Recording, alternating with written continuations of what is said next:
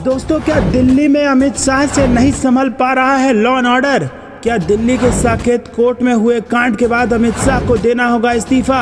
आखिरकार क्यों गुस्से में है दिल्ली के मुख्यमंत्री अरविंद केजरीवाल? जी हां दोस्तों, इस वक्त की बेहद बड़ी खबर आ रही है और ऐसे ही खबरों से अपडेट रहने के लिए हमारे चैनल को सब्सक्राइब करना ना भूलें। लोगों की सुरक्षा राम भरोसे नहीं छोड़ी जा सकती। साकेत कोर्ट में हुई फायरिंग पर सीएम केजरीवाल ने बड़ा बयान दिया है। जी हां दोस्तों, आपको बता दें कि दिल्ली के मुख्यमंत्री अरविंद केजरीवाल ने साकेत कोर्ट परिसर में शुक्रवार सुबह एक महिला और उसके वकील को गोली लगने की घटना पर तीखी प्रतिक्रिया व्यक्त की है और केजरीवाल ने दावा किया है कि दिल्ली में कानून व्यवस्था की स्थिति पूरी तरह से चरमरा गई है और अगर वो नहीं संभाल सकते तो उस व्यक्ति को इस्तीफा दे देना चाहिए। जी हां दोस्तों, आपको बता दें कि दिल्ली पुलिस गृह मंत्री के अंदर आती है, दिल्ली में केंद्रीय गृह मंत्रालय के अंदर आती है और अमित शाह इस वक्त गृह मंत्री हैं, तो लॉ एंड ऑर्डर की जिम्मेदारी उनकी बनती है। और इसी बीच आपको बता दें कि केजरीवाल ने दावा किया है कि दिल्ली में कानून व्यवस्था की स्थिति पूरी तरह से चरमरा गई है और अगर उनसे नहीं संभलता है तो उस व्यक्ति को इस्तीफा दे देना चाहिए।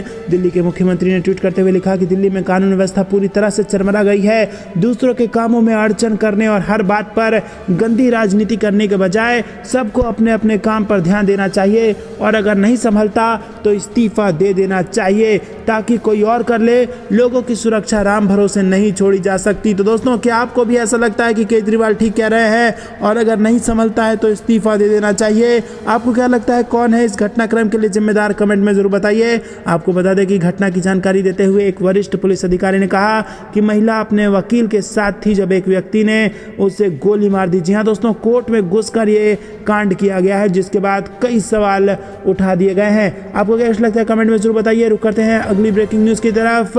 जवानों की शहादत का बदला ले मोदी सरकार, पूंछ हमले पर भड़की शिवसेना, बोली बिलावल को न आने दे भारत। जी हां दोस्तों, बेहद बड़ी खबर। जम्मू कश्मीर में एलओसी से सटे पूंछ जिले के भिम्बर गली इलाके में गुरुवार 20 अप्रैल को एक वाहन पर हमला हुआ और हमले में 5 जवान शहीद हो गए। और दोस्तों, इसके बाद शिवसेना भड़की हुई है। हमले का विरोध करते हुए जम्मू कश्मीर शिवसेना यूनिट ने जम्मू में जोरदार प्रदर्शन किया और प्रदर्शनकारियों ने पाकिस्तान के झंडे और हमले की जिम्मेदारी लेने वाले पाकिस्तानी प्रायोजित आतंकी संगठन जैश ए मोहम्मद के पुतले फूके।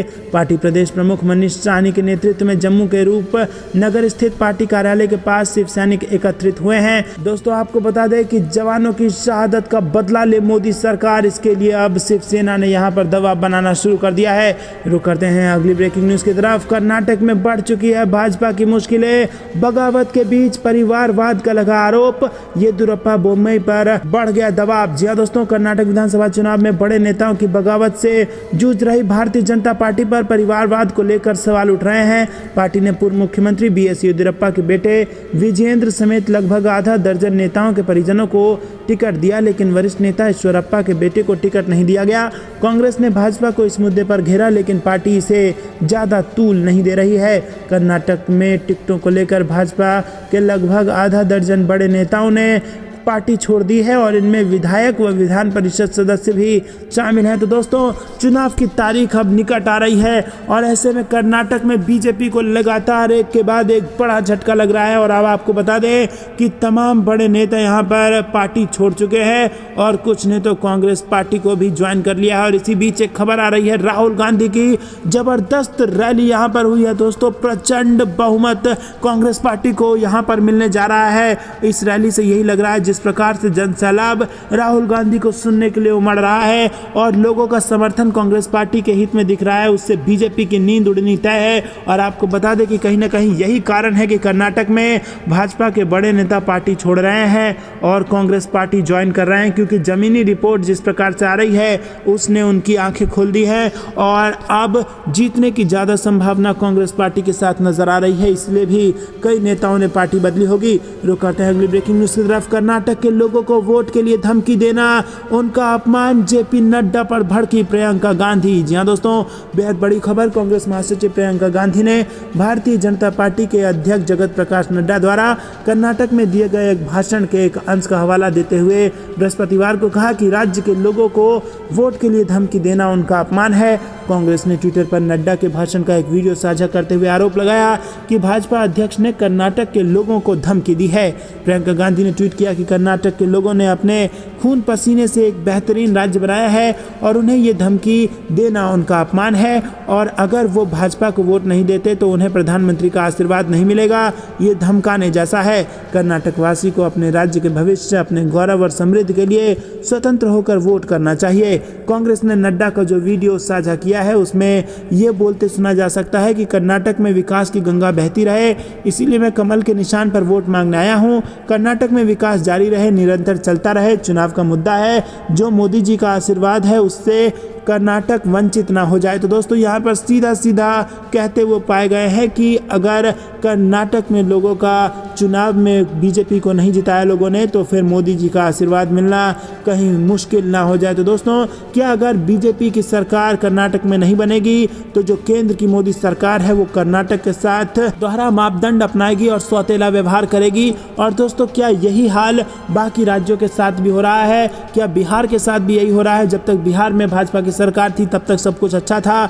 जब भाजपा को बिहार की जनता ने हटा दिया तो उसके बाद अब बिहार के साथ भी दोहरा रवैया किया जा रहा है और बंगाल के साथ भी ऐसा हो रहा है। बंगाल की मुख्यमंत्री भी लगातार आरोप लगा रही हैं कि केंद्र सरकार हमें फंड नहीं दे रही है, और लेकिन इसी के साथ अब ममता बनर्जी ने कह दिया है कि अब मैं मोदी से पैसा नहीं मांगूंगी, माँ काली से पैसा मांग लूंगी। तो दोस्तों क्या आपको भी ऐसा लगता है कि जिन राज्यों में बीजेपी की सरकार नहीं है उन राज्यों पर ध्यान नहीं दे रही है केंद्र की सरकार और राजधर्म के खिलाफ जाकर के काम कर रही है? कमेंट में अपनी राय हम तक जरूर पहुंचाइए। रुक करते हैं अगली ब्रेकिंग न्यूज़ की तरफ। छत्तीसगढ़ के मुख्यमंत्री भूपेश बघेल ने बड़ा दावा किया है और कहा है कि बीजेपी में 2 फूट हो चुकी है। जी हाँ दोस्तों, छत्तीसगढ़ भाजपा में 2 फूट होने की खबरें सामने आ रही हैं, जहां पर आपको बता दें कि छत्तीसगढ़ के मुख्यमंत्री भूपेश बघेल ने कहा है कि छत्तीसगढ़ बीजेपी 2 फूटों में बंट चुकी है। एक धड़ा जो है वो मोदी और अमित शाह को नेता मानता है और दूसरा धड़ा योगी आदित्यनाथ के मॉडल पर आगे बढ़ चुका है। तो दोस्तों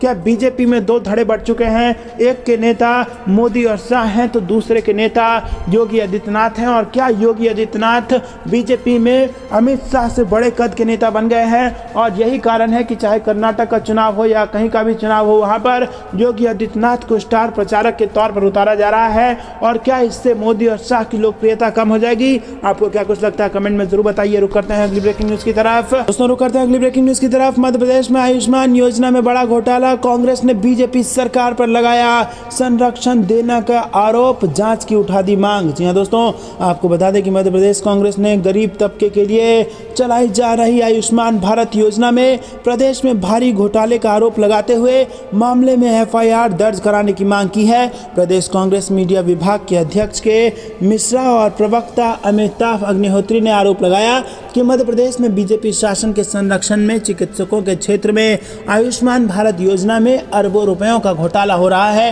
कांग्रेस नेताओं ने कहा कि आयुष्मान पोर्टल के अनुसार प्रदेश में 627 निजी अस्पतालों में से अनियमितता के कारण 422 आयुष्मान अस्पतालों को निलंबित किया जा चुका है, जबकि मध्य प्रदेश शासन ने विधानसभा में अनियमितता करने वाले मात्र 154 अस्पतालों की सूची दी है। और ऐसे ही खबरों से अपडेट रहने के लिए हमारे चैनल को सब्सक्राइब करना ना भूलें।